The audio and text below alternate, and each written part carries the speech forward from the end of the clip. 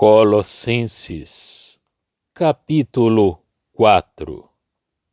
Vós, senhores, fazei o que for de justiça e equidade a vossos servos, sabendo que também tendes um Senhor nos céus.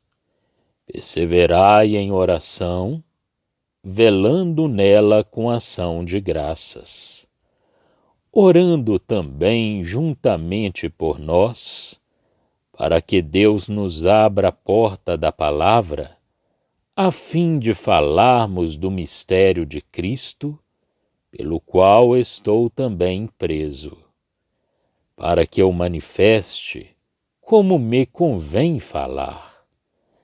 Andai com sabedoria para com os que estão de fora, remindo o tempo. A vossa palavra seja sempre agradável, temperada com sal, para que saibais como vos convém responder a cada um. Tíquico, irmão amado e fiel ministro, e conservo no Senhor, vos fará saber o meu estado, o qual vos enviei para o mesmo fim, para que saiba do vosso estado e console os vossos corações. Juntamente com Onésimo, amado e fiel irmão, que é dos vossos, eles vos farão saber tudo o que por aqui se passa. Aristarco, que está preso comigo, vos saúda, e Marcos, o sobrinho de Barnabé, acerca do qual já recebestes mandamentos. Se ele for ter convosco, recebei-o. E Jesus, chamado Justo, os quais são da circuncisão, são estes unicamente os meus cooperadores no reino de Deus, e para mim tem sido consolação. Saúda-vos Epáfras, que é dos vossos, servo de Cristo, combatendo sempre por vós em orações, para que vos conserveis firmes, perfeitos e consumados em toda a vontade de Deus. Pois eu lhe dou testemunho de que tem grande zelo por vós, e pelos que estão em Laodiceia, e pelos que estão em Hierápolis. Saúda-vos Lucas, o médico amado, e Demas. Saudai aos irmãos que estão em Laodiceia, e a Ninfa, e a igreja que está em sua casa. E, quando esta epístola tiver sido lida entre vós, fazei que também o seja na igreja dos laodicenses, e a que veio de Laodiceia, lede-a vós também. E dizei a Arquipo: atenta para o ministério que recebeste no Senhor, para que o cumpras. Saudação de minha mão, de Paulo. Lembrai-vos das minhas prisões. A graça seja convosco. Amém. Colossenses, capítulo 4. O apóstolo termina sua epístola por algumas importantes exortações gerais. Ele quer que os santos, para a oração, se mantenham em comunhão com Deus e no sentimento de dependência dele, na consciência da sua proximidade e da sua disposição de os acolher favoravelmente, porque o que se refere ao coração não é suficiente para a nossa jornada. É preciso que a alma conheça suas próprias relações com Deus, exercitando-se nessas relações, e que receba diretamente dele o que a assegura do seu amor. Devemos perseverar em oração. Se não tivermos a força de Deus, estamos em luta com o mal, que tem poder sobre os nossos pobres corações. Portanto, é necessário que falemos com Deus. Vigiemos, pois, com propósito formado do coração e não apenas ocasionalmente. Cada qual pode clamar quando tiver necessidades, mas o nosso coração, separado do mundo e de tudo o que nele há, ocupa-se de Deus e de tudo que diz respeito à glória do seu nome, segundo a medida do nosso interesse por ela. Combatemos em oração com um espírito de graça e separados de tudo, não tendo por alvo, no nosso comportamento individual na igreja, senão a glória de Deus. Assim, compreendemos que Deus atua e não nos abandona, e as ações de graças estão sempre presentes nas orações que lhe dirigimos. Paulo sentia que dependia sim de Deus para esta bênção, e pedia para ser lembrado nas orações dos Colossenses, para que Deus lhe abrisse a porta da palavra para anunciar o Evangelho como devia fazer. Ora, nós estamos num mundo hostil, onde a hostilidade se revela facilmente, quando não existe já abertamente, e onde depressa se escandalizam por causa de coisas em que o cristão talvez não queira nem veja nenhum mal. É, pois, preciso não dar ocasião a esses que a procuram. É preciso que os santos andem em sabedoria, sobretudo no que concerne aos que estão fora. Quão o de fora e o de dentro são claramente distinguidos aqui. O de dentro que Deus reconhece é a sua família, a sua igreja, são os seus. O de fora é o mundo, são aqueles que não estão junto do Senhor. A distinção é claramente traçada, mas o amor é ativo para com os de fora. E gozando da comunhão de Deus, tenho cuidado de não fazer nada que possa impedir os outros de gozarem dessa comunhão. Mas há algo mais. Deve-se remir o tempo, isto é, aproveitar as oportunidades. Verso 5. O homem natural, preocupado com os seus assuntos e pouco disposto a ocupar-se de coisas sérias, não oferece nenhuma ocasião ao amor cristão para lhe apresentar a graça e a verdade e levá-lo a ocupar-se da sua alma, servindo desse modo ao Senhor e aproveitando a ocasião em seu nome. Mas o coração do homem não pode subtrair-se sempre à influência das circunstâncias que o rodeiam.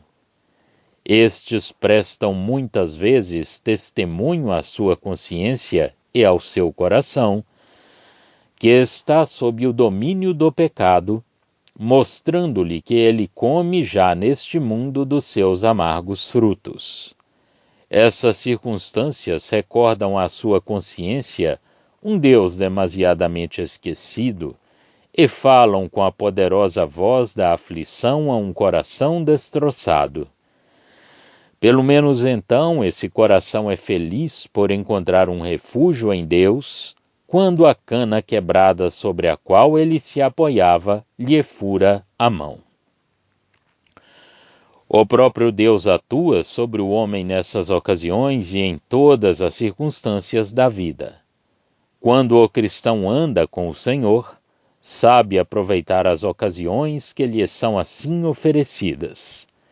Satanás pode bem enganar o homem, mas não pode impedir Deus de falar ao coração. Somos felizes andando sempre com Deus, para lhe servirmos de porta-voz, falando aos pobres pecadores. Por isso, a nossa palavra deve ser sempre a expressão da separação do mal.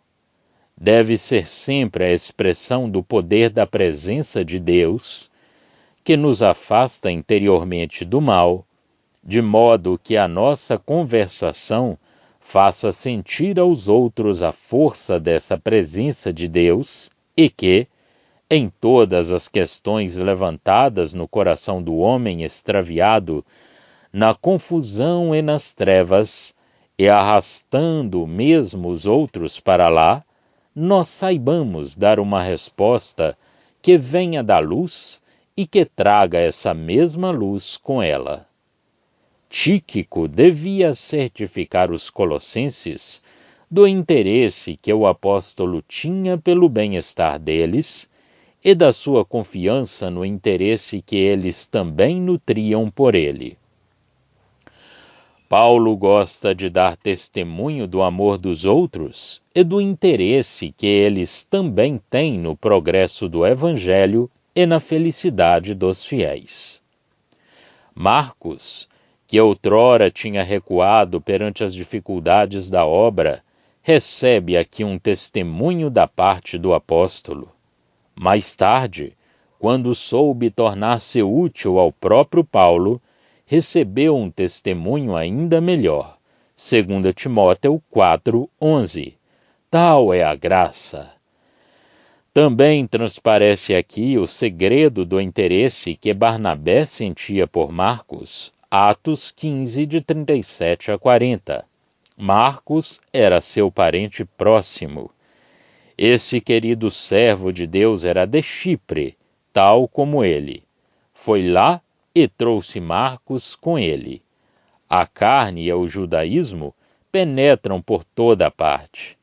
É necessário o poder do Espírito de Deus para nos elevar acima dos vínculos da carne e nos colocar fora da sua influência. Demas não recebe nenhum testemunho especial. O apóstolo envia aos colossenses as saudações dele, mas nada mais acrescenta. Na epístola a Filemon, é nomeado entre os outros como cooperador do apóstolo. Mais tarde Demas deixou Paulo. Era um irmão. O apóstolo reconhece os seus direitos, mas não diz nada. Não tem nada mais para dizer. As palavras e Demas são de uma singular frieza se as compararmos com o estilo habitual de Paulo. Poderemos notar que a Epístola aos Efésios foi escrita ao mesmo tempo em que esta que agora estudamos, e enviada pelo mesmo Tíquico, de quem é feita menção aqui. A Epístola de Laodiceia, verso 16, e estou certo, uma epístola escrita por Paulo e que devia ser recebida nessa Assembleia de Laodiceia, epístola de que os de Colossos deviam também aproveitar. Talvez a epístola aos Efésios, que podia ter sido comunicada à Assembleia de Laodiceia. Seja como for, tudo o que nos é dito a esse respeito é que essa epístola era aquela de que a Assembleia de Laodiceia estava de posse, e não que ela lhe tivesse sido dirigida diretamente. Bem pelo contrário, é muito possível que uma carta, que 100 cartas até, tenham sido endereçadas por Paulo a outras pessoas ou a outras assembleias, cartas essas que não estavam nos desígnios de Deus conservar para a Igreja Universal.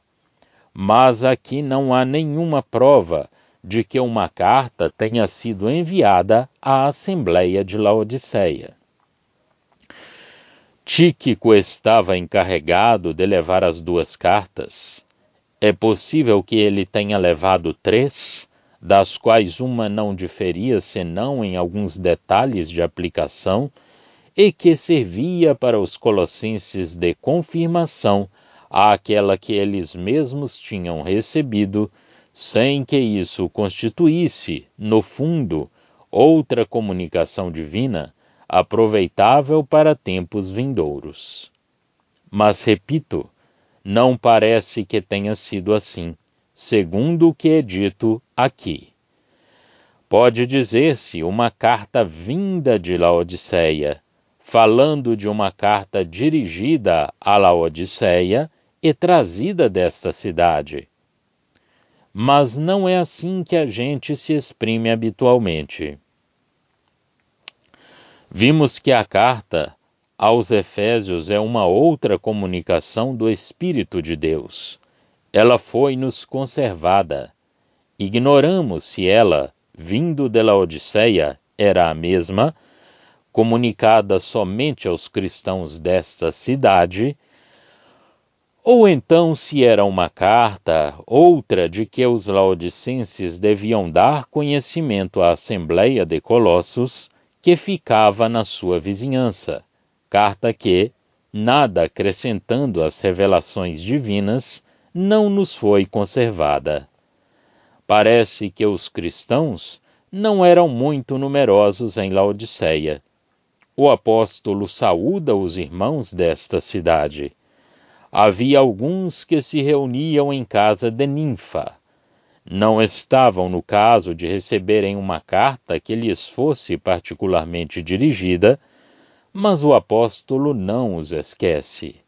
No entanto, o que ele diz aqui é uma prova quase certa de que o apóstolo não lhes tinha dirigido carta nenhuma. Não teria enviado, por intermédio dos colossenses, saudações aos irmãos de Laodiceia, se tivesse dirigido, ao mesmo tempo, uma carta especial a estes. O fato parece bastante claro. Havia irmãos em Laodiceia, mas eram pouco numerosos e não se encontravam num estado distinto que desse lugar a uma epístola. Todavia, essa pequena assembleia, em casa de Ninfa, não devia ser esquecida, devendo sim beneficiar das epístolas dirigidas a outras assembleias mais numerosas, cujo estado exigia uma epístola ou dava ocasião de lhe ser escrita. E essas epístolas, segundo as ordens do apóstolo, eram transmitidas a Laodiceia. Quanto à epístola aos Colossenses, esta não é uma suposição. O apóstolo ordena expressamente aos cristãos de Colossos que façam ler na Assembleia de Laodiceia. Esta Assembleia tinha recebido uma outra epístola, vinda de outra Assembleia, e os colossenses deviam também se beneficiar, do mesmo modo, dessa epístola. As duas assembleias eram vizinhas e deviam gozar mutuamente das graças espirituais que lhes eram concedidas. O apóstolo não esquece pessoas particulares de quem a caridade devia lembrar-se. Arquipo recebe uma exortação solene para pensar no ministério que o Senhor lhe tinha confiado e para cumprir a sua obra. O apóstolo não tinha visto essas assembleias, nem a de Colossos, nem a de Laodiceia. Ver capítulo 2, verso 1. Fim dos estudos na Epístola aos Colossenses. Já estão disponíveis para leitura os comentários do Novo Testamento e do Antigo Testamento de João Nelson Darby. Estão nos formatos de livro, e-book, também aplicativo para o celular Android. Visite o nosso site www.palavrasdoevangelho.com.